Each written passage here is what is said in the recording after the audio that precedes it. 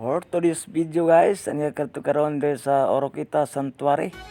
Adlaw karon Sabado, duty na sa sadta guys. Mo kini ang among hanging bridge sa Sanctuary paingon sa Pansion Hall. Mo kini kawayan dayon among mga kwan.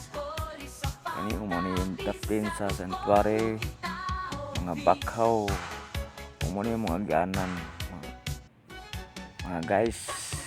Mo ni aganan na mo.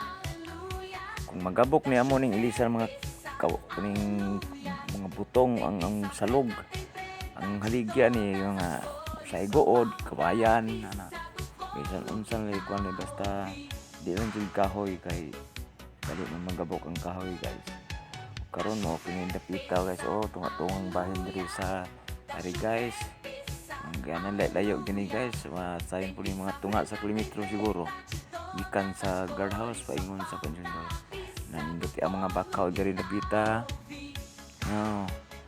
Wow kayo na apo. Ay mo ni abot ni sa among Pansion Hall.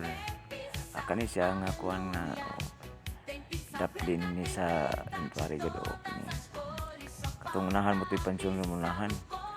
Kana mo kani mga palibot sa Sanctuary Oroquita. Karon mo ni guys ang among patrol kaning akong mo ni among Seaborn Patrol 1. Ngayon sunod maglakaw tag ni hinay ug karon nalapod ani ang ikaduha namong Seaborn Patrol sa Sanctuary Oroquita. Okay, mo ni guys among patrol. Muna mo sakyan kung manak panahon kami nga magpatrol kung manakop sa kadagatan labi na sa mga illegal fishing. Ug karon guys mosulod ako diri sa Pansion Hall. Muna among Pansion Hall guys. Kani mga lamisa muna among mga Pansion Hall. Karon batan to sa mga isda diri guys. Hindi lang kay maklaro guys kay mga banak ni guys, banak kang banak diri pantaan kan klase lang isda diri guys nga basta ang mga isda diri klase lang banak, bangus, pantaan na daghang kang isda diri guys kita man na guys anaron kay mga isda diri.